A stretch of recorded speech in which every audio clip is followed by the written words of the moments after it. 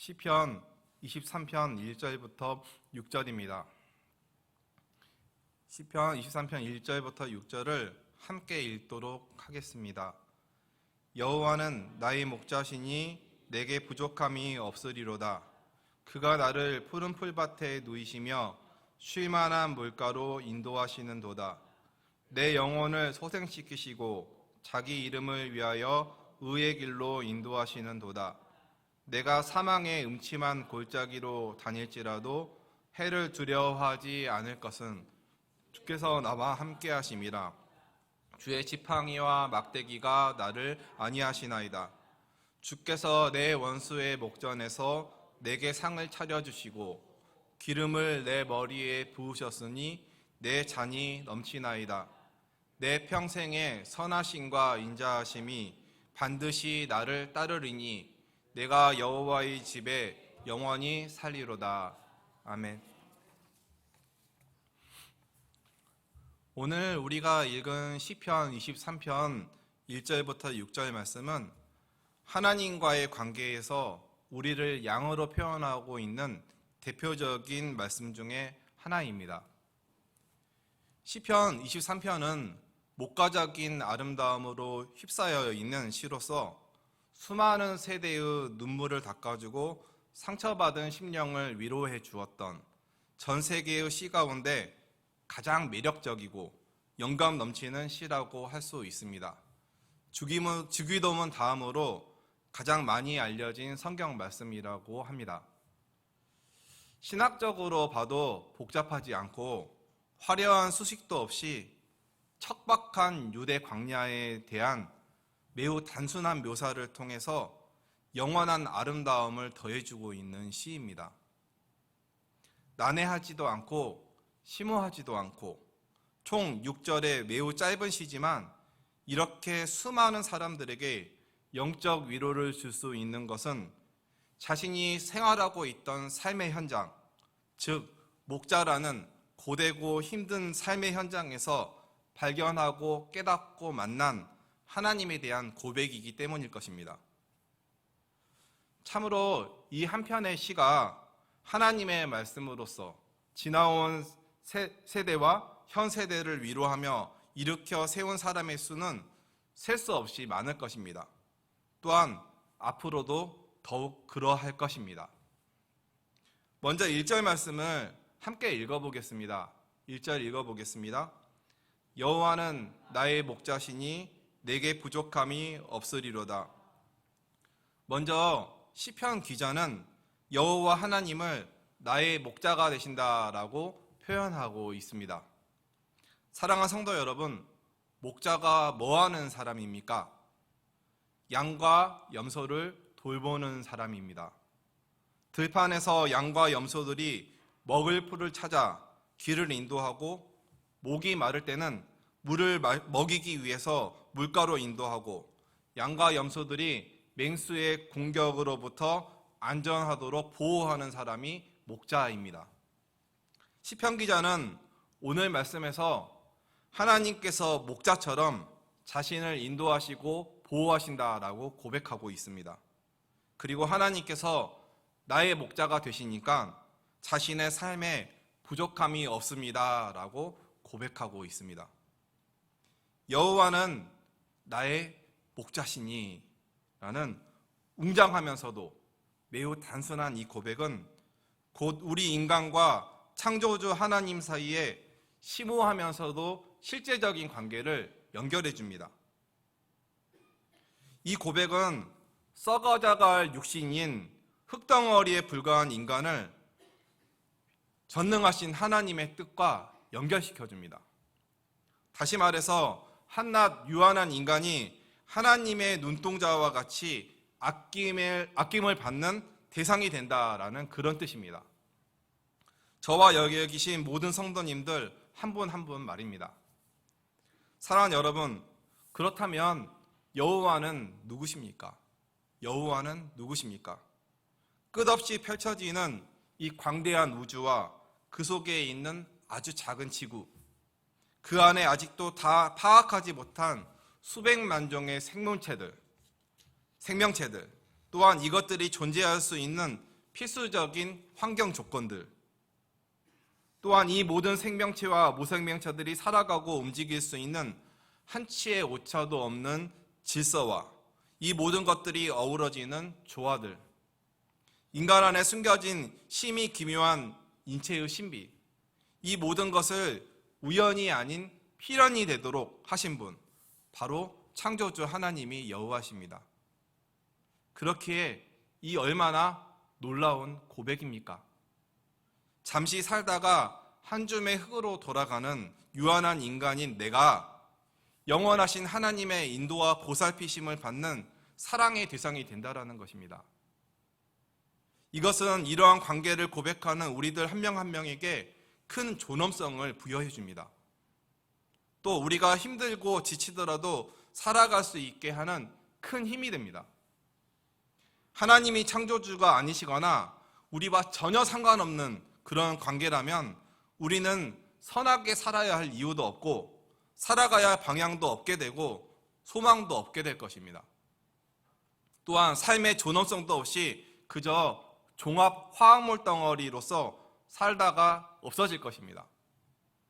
하지만 창세기 2장에서 땅의 흙으로 사람을 지으시고 생기를 그 코에 불어넣으셔서 사람이 생명이 되게 하신 여호와께서 에덴 동산을 창설하시고 그곳에 부족함이 전혀 없도록 먹여주시고 돌봐주셨던 언약의 하나님 여호와께서 저와 여러분의 인생에서 친히 목자가 되어주신다라는 것입니다. 이 사실을 이 저녁 마음에 새기며 위로와 힘을 받으시기를 바랍니다. 사실 양의 입장에서 생각하면 목자가 있다라는 것 자체가 큰 복입니다. 왜냐하면 목자 없는 양은 길을 잃어버리게 되고 굶주려 죽게 되거나 맹수로부터 생존을 장담할 수 없게 됩니다.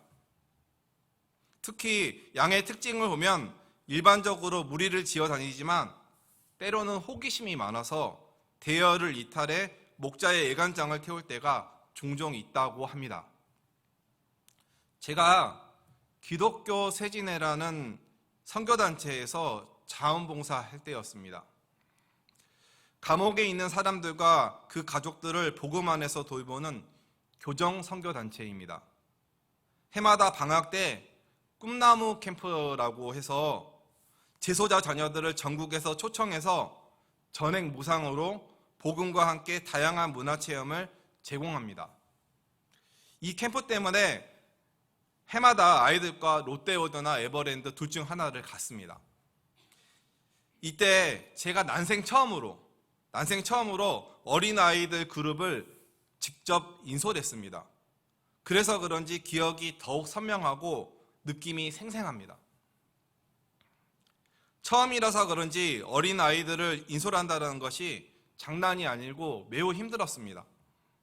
특히 어려운 계층의 아이들이라 놀이기구를 많이 타보지 못한 아이들이라 대부분이 호기심으로 이곳 저곳에서 멈춰서 쳐다보고 있고 갑자기 또 어떤 한 아이는 배가 아프다고 하면서 멈춰버리고 또 어떤 친구는 놀이기구를 빨리 타려고 한참 앞장서서 달려버리고 또 어떤 친구는 화장실로 가버리고 각기 제 길로 가버렸습니다. 통제불능의 상황을 맞이했습니다. 그때 성경 말씀 이사야서 53장 6절 말씀이 문득 떠올랐습니다. 우리는 다 양 같아서 그릇 행하여 각기 제 길로 갔거늘 여호와께서는 우리 모두의 죄악을 그에게 담당시키셨도다 라는 말씀이 떠올랐습니다. 그때 양들 못지않게 호기심이 많고 예측 불가인 게 우리 인간이라는 것을 이 어린아이들의 모습을 보면서 투영돼서 깨달았습니다. 인도자와 상관없이 본인 의지로 막 움직이는 모습을 보면서 말입니다. 저와 여러분 우리는 우리가 걸어가는 인생의 길에서 때때로 하나님의 인도하심이 무엇인지 뻔히 알면서도 그 인도하심을 거부하고 자기가 운명의 주인이 될 수 있다라는 완고한 생각으로 살아갈 때가 종종 있습니다. 하나님의 말씀을 읽고 묵상하지도 않고 목자 대신 하나님의 음성을 들으려고 하지도 않고 기도도 하지 않고 하나님의 뜻을 구하지도 않습니다. 하나님의 인도함 없는 잠깐의 잘됨에 취해 교만할 때까지도 있습니다. 그러나 내 뜻대로 내 의지대로 노력하면 다 되는 줄 알았는데 살아보니까 내가 할 수 없는 영역이 있다는 것을 명확하게 깨닫고 이내 하나님의 도우심과 인도하심을 구합니다. 우리 삶의 인도자가 필요함을 알게 되는 것입니다. 우리는 우리의 신념이 아닌 하나님의 인도하심을 받을 때만이 우리의 삶에서 참 안식과 평화를 누릴 수 있는 그런 존재입니다. 다시 한번 1절 말씀을 제가 한번 읽어보겠습니다. 여호와는 나의 목자시니 내게 부족함이 없으리로다. 사랑하는 여러분, 여호와 하나님께서 우리의 길을 인도하시는 목자가 되어주시면 우리는 부족함이 없는 삶을 살게 되어 있습니다. 쾌홀러라는 학자의 번역을 빌리면 이 말씀을 이렇게 표현할 수 있습니다. 여호와께서 나의 목자가 되시는 한 나는 그 어떤 궁핍도 경험치 않을 것이다.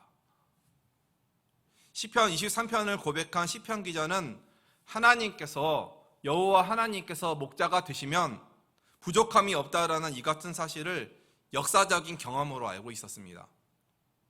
그래서 앞으로도 목자 되신 하나님께서 자신의 길 또한 예비하실 것을 알고 있었습니다. 왜냐하면 시편 기자의 조상인 이스라엘 민족이 출애굽할 때 만나와 메추라기와 생수로 부족함 없이 생활할 수 있게 하셨던 하나님의 역사가 이미 있었기 때문입니다. 신명기 2장 7절을 보면 이렇게 말씀하십니다. 내 하나님 여호와께서 내가 하는 모든 일에 내게 복을 주시고 내가 이 큰 광야에 두루 다님을 알고 내 하나님 여호와께서 이 40년 동안을 너와 함께 하셨으므로 내게 부족함이 없었느니라 하시기로 라고 말씀하고 있습니다. 광야 생활을 하면서 테스트를 받기 위해서 훈련의 일환으로 못 견딜 정도로 굉장히 목이 주리고 배고파서 불평도 하고는 했지만 광야 생활 40년 동안의 삶을 하나하나 돌아보면 하나님께서 그들이 배고플 때 하늘에서 만나를 내려주셨고 목마를 때는 반석에서 샘물이 쏟게 하셨고 그들이 나아가야 할 길의 방향을 낮에는 구름기둥, 밤에는 불기둥으로 인도하셨고 그들을 다른 민족으로부터 철저하게 보호하여 주셨습니다. 분에 넘치도록 풍족하진 않았지만 늘 부족함이 없게 늘 족한 은혜로 그들을 보살펴 주셨습니다. 하나님께서 이스라엘 민족에게 목자가 되어 주신 것입니다. 그렇게 시편 기자는 역사적으로 이 사실을 알고 있었고 또 자신의 목자의 삶의 한복판에서 이 점을 날마다 체험하고 있었기 때문에 주님의 인도하심에 대한 전포적인 그런 신뢰를 나타내고 있는 것입니다. 따라서 오늘 여기 하나님께 예배하는 우리 모두에게도 여호와 하나님께서 목자가 되셔서 우리의 삶을 부족함이 없도록 인도하여 주시기를 소망합니다. 그리고 시편 기자의 고백처럼 이와 같은 고백의 찬양이 노래가 우리들 입에서 삶의 현장에서 떠나가지 않게 하시기를 소망합니다. 이스라엘 성지답사를 다녀온 적이 있습니다. 그곳에서 광야길을 짧게 체험해보는 시간을 경험했습니다. 우기철이라 날씨가 덥지도 않았는데 흙먼지가 풀풀 날리는 가도 똑같은 광야길을 걷다 보니까 금방 지루하고 목마르고 힘들었습니다. 우기철인데도 이렇게 힘든데 정말 뜨거운 햇볕이 장렬하는 여름날의 광야는 어떨까 경험하지 못했지만 상상만 해도 끔찍했습니다. 또 사방이 흙으로 덮여있는 곳이라 이곳이 그곳 같고 그곳이 이곳 같고 어디로 가야 푸른 풀밭이 나올지 전혀 모르겠었습니다. 한마디로 방향성도 잃고 육체적 한계도 금방 느끼게 되는 곳, 그곳이 광야였습니다. 하지만 광야의 길을 잘 아는 인도자가 있다면 목마르지도 않고 길도 잘 찾아갈 것입니다. 그때 가이드가 있어서 잘 찾아다녔습니다. 그런데 우리의 모든 것을 다 알고 계시는 여호와 하나님께서 우리의 인생의 걸음 속에서 우리를 인도하시는 목자가 되어 주셔서 인도하신다니, 이 얼마나 감사한 일이 아니겠습니까? 또한 목자는 양들을 이처럼 인도할 뿐만 아니라 양들을 보호하는 역할을 합니다. 제가 이스라엘에 갔을 때 베들레헴에서 약간 떨어진 곳에 목자들의 경배교회라는 곳에 간 적이 있습니다.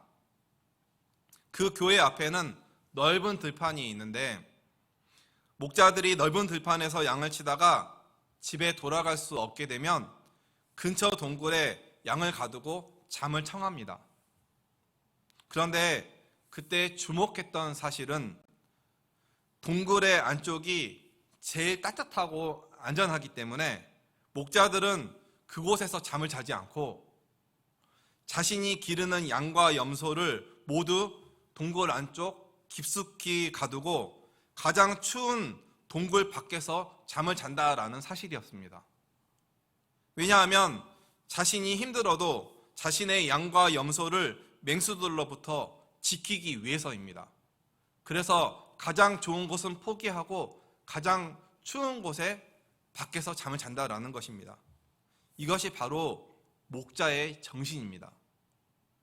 이것을 듣고 깨달으면서 정말 많은 도전을 받았습니다.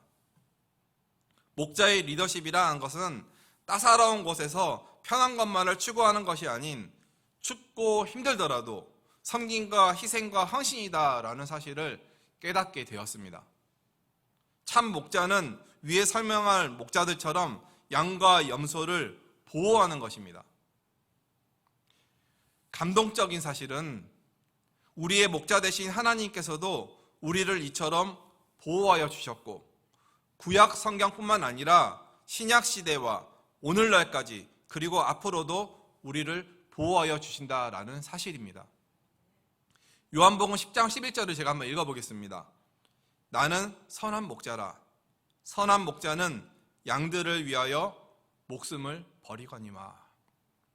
나는 선한 목자라. 선한 목자는 양들을 위하여 목숨을 버리거니와.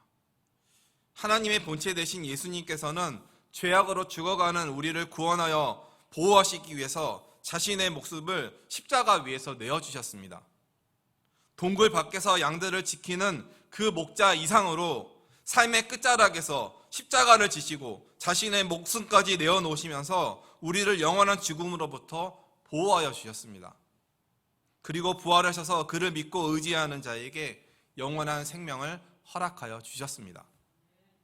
이렇게 멋지고 선한 목자를 보신 적이 있으십니까?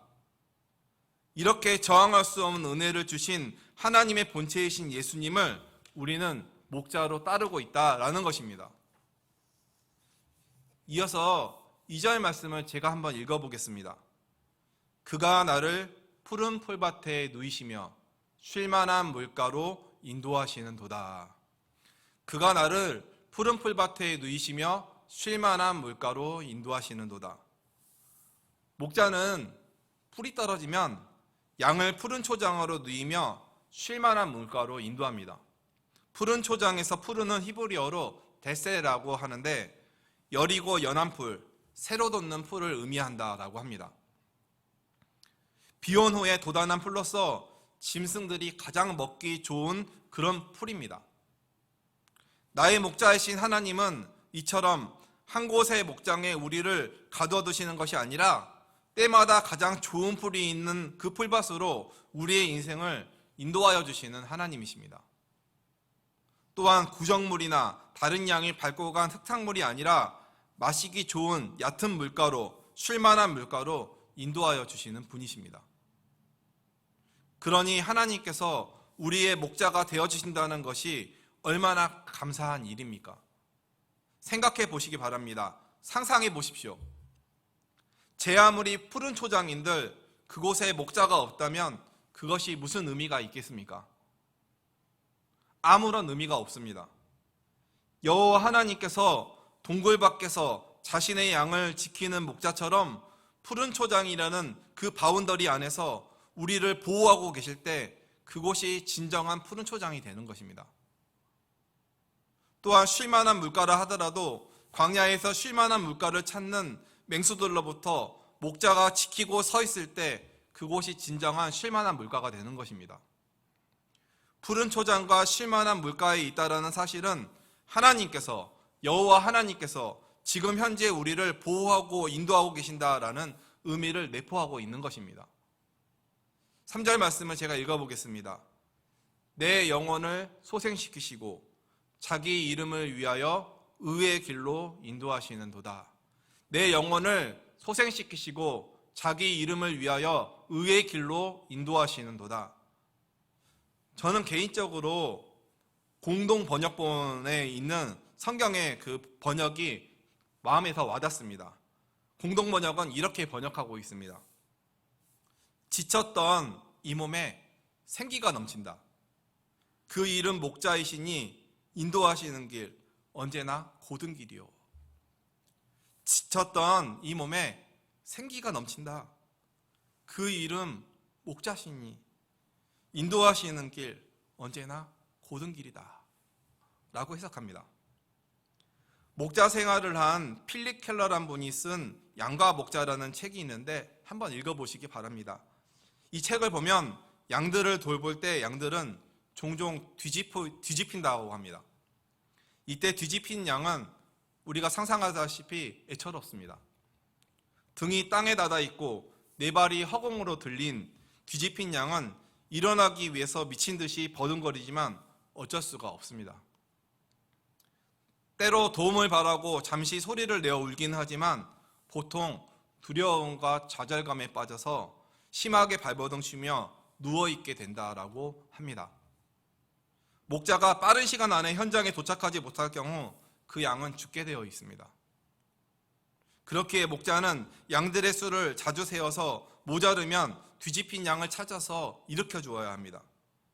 양이 뒤집혀지면 일단 먼저 맹수들의 공격에 무방비 상태가 되기 때문에 더욱 위험에 처하게 되고, 버둥거리는 양은 되새김질을 하는 첫 번째 그 윗속에 가스가 차게 되고 몸의 끝부분, 특히 사지 부분에 혈액순환이 되지 않다가 혈액 공급이 끊긴다라고 합니다. 이처럼 위급한 상황에서 목자는 죽어가는 양을 찾아서 일으켜서 소생시켜 주십니다. 그러니 양에게 목자는 얼마나 소중한 존재입니까? 매일매일 생명의 은인이라고 할 수 있습니다. 사랑하는 여러분, 저와 여러분도 인생을 살아가다 보면 참으로 지치고 힘들고 일어날 힘이 전혀 없는 날이 반드시 있기 마련입니다. 그러니 그럴 때마다 우리를 소생시키시는 나의 목자이신 그 하나님을 의지하시기를 바랍니다. 우리가 시편 23편의 기자의 고백처럼 내 영혼을 소생시키시고 자기 이름을 위하여 의의 길로 인도하시는다 라고 나지막한 목소리로 하나님께 고백한다면, 하나님께서 목자이신 그분의 의로우신 이름을 위하여 저와 여러분을 가장 좋은 길로, 고든 길로 인도하여 주실 것입니다.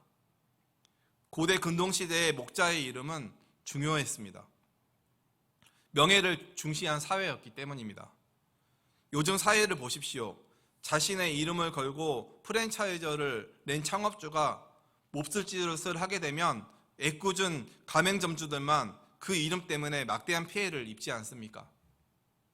그러나 자신의 독생자 예수 그리스도를 아낌없이 십자가에서 죽기까지 우리를 위해 내어주신 선하고 의로우신 여호와 하나님은 자신의 이름을 위하여 저와 여러분을 가장 좋은 때, 가장 좋은 방법으로, 가장 좋은 것을 주시며 가장 고른 길, 바른 길로 인도하여 주실 것입니다. 4절 말씀을 제가 이어서 낭독해 보겠습니다. 내가 사망의 음침한 골짜기로 다닐지라도 해를 두려워하지 않을 것은 주께서 나와 함께 하심이라. 주의 지팡이와 막대기가 나를 안위하시나이다. 사랑하는 여러분, 이 말씀을 읽으면 조금 당황스럽지 않으십니까? 아니, 목자이신 하나님께서 방금 전에 푸른 풀밭으로 인도하여 주신다고 하셨는데 난데없이 사망의 음침한 골짜기를 다닌다니요. 말이 됩니까?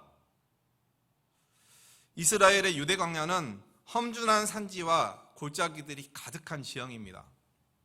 수많은 단층과 절벽들이 많은 곳입니다. 그런데 목자는 위험이 도사리는 사망의 음침한 골짜기가 무섭다고 회피할 수가 없습니다. 그곳의 모든 것을 빼앗는 강도가 설령 있다 할지라도 피할 수가 없습니다. 왜냐하면 양들을 먹일 수 있는 잔잔한 물가는 그러한 골짜기들을 통과해야만 나타나기 때문입니다. 광야에서 만나는 잔잔한 물가는 높은 곳에 있는 것이 아니라 낮은 골짜기에 형성되기 때문입니다. 사랑하는 여러분, 하나님의 인도와 보호하심은 항상 평탄한 길을, 안전한 길을 걷는다라는 것을 의미하는 것이 아니라는 것을 잘 이해해야 합니다.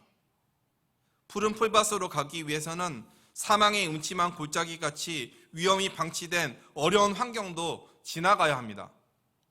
다시 말해서 우리가 인생의 길을 걸어갈 때 하나님의 인도하심을 받지만 이런 어려운 상황을 만날 수도 있다라는 것입니다.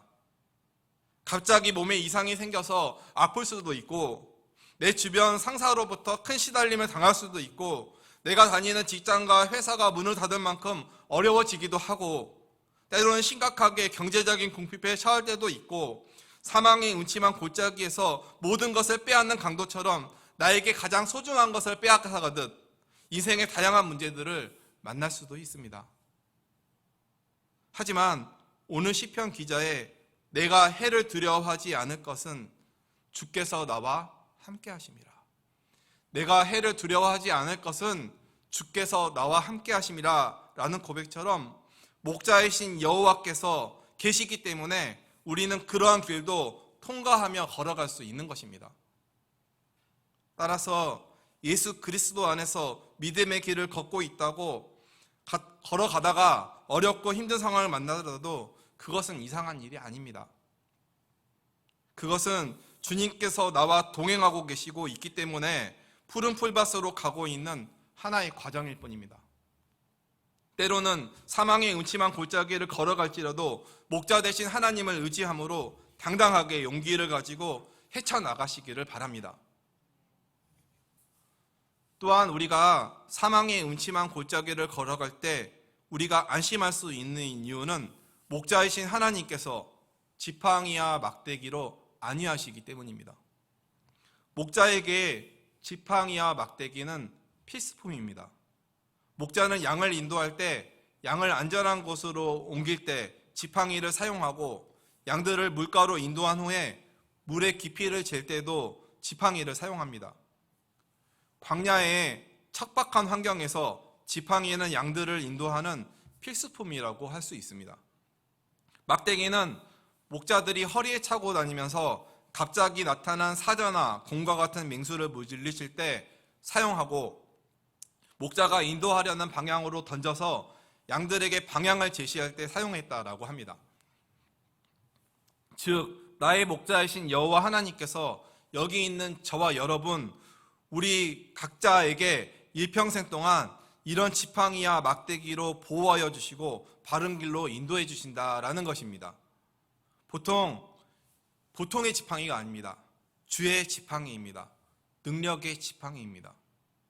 혹시 학생들은 안 계시지만 진로 문제, 또 이직 문제, 이성 문제, 직장 문제, 사업이 어려운 문제, 건강 문제, 결혼 문제, 자녀에 대한 근심 걱정 문제, 가족 건강 문제 등으로 행여 걱정과 불안의 자리에 앉아서 떨며 불안해하고 계신 분들이 혹시 여기 계십니까?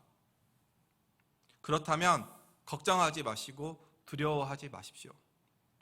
하나님께서 여러분을 푸른 초장과 쉴만한 물가로 반드시 인도하여 주시고 지키시고 보호하여 주실 것입니다. 마가복음 6장 38절부터 39절을 보면 이런 말씀이 있습니다. 제가 읽겠습니다. 이르시되 너희에게 떡 몇 개나 있는지 가서 보라 하시니 알아보고 이르되 떡 5개와 물고기 2마리가 있더이다 하거늘 제자들에게 명하사 그 모든 사람으로 때를 지어 푸른 잔디 위에 앉게 하시니. 저는 이 마가복음 6장 말씀 오병이어의 기적이 적혀있는 이 말씀을 오늘 시편 23편 말씀과 연관지어서 말씀을 살펴보려고 합니다. 마가복음 말씀에서 우리가 방금 읽은 곳에서 주목할 단어는 푸른 잔디라는 단어입니다. 모든 사람으로 때를 지어 푸른 잔디 위에 앉게 하시니, 지치고 고된 삶으로 인해 몸과 마음이 피폐해져서 예수님의 말씀을 붙들기 위해 모였던 사람들을 하나님이신 예수님께서 푸른 잔디에 누이시고 오병이어의 이적을 베푸시며 풍족하게 먹이시고 남은 광주리가 12개나 되도록 부족함이 없게 하셨습니다. 즉 내게 부족함이 없게 하시는 하나님이셨습니다. 그렇게 시편 기자는 마지막 6절에서 이렇게 고백합니다. 내 평생의 선하심과 인자하심이 반드시 나를 따르리니 내가 여호와의 집에 영원히 살리로다. 말씀을 정리하겠습니다. 천지의 창조를 하신 후 제7일에 안식을 주셨던 하나님께서 고된 종살이 애굽에서 쉬지 못하고 일만 하던 이스라엘 민족을 자유케 하시고 다시 안식일을 지키게 하셨던 그 하나님께서 이스라엘 민족에게 약속의 땅에 들어가게 하셔서 잠깐의 안식을 경험케 하신 하나님께서 푸른 잔디에 누이시며 오병이어를 통해 안식을 경험케 하신 그 하나님께서 십자가의 대속을 통해 우리가 죽어서도 하나님 나라의 영원한 안식에 이르도록 저와 여러분을 인도하여 주실 것입니다. 그렇게 오늘 시편 23편 기자의 고백이 바로 저와 여러분, 나의 고백이 되어서 나의 목자이신 여호와 하나님의 선하심과 인자하심을 의지함으로 영원히 여호와의 집에 사는 큰 은혜와 참 안식의 복을 영원토록 누리는 가장 복된 저와 여러분의 삶이 되기를 간절히 소망합니다. 기도하시겠습니다. 사랑과 은혜가 풍성하신 하나님, 썩어져갈 육신인데, 죄로 인해 썩어져갈 육신인데 전능하신 영원하신 하나님께서 우리의 목자가 되어주셔서 우리를 소중한 존재로서 관계를 맺어주심에 감사드립니다. 그 하나님께서 우리를 보살피시고 지키시며 어렵고 힘든 순간을 지나갈지라도 함께 하신다라는 사실이 얼마나 놀라운지요. 또한 우리에게 상을 차려주시고 기름 부어주신다는 사실이 얼마나 값지고 귀한지요. 하나님, 오늘 이 시편 기자의 고백처럼 내 평생의 선한 신과 인자하심이 반드시 나를 따르리니 여호와의 집에 영원히 사는 그 믿음과 신앙을 가지고 우리의 나머지 주어진 삶을 살아가도록 인도하여 주시옵소서. 감사드리며 예수님의 이름으로 기도합니다. 아멘.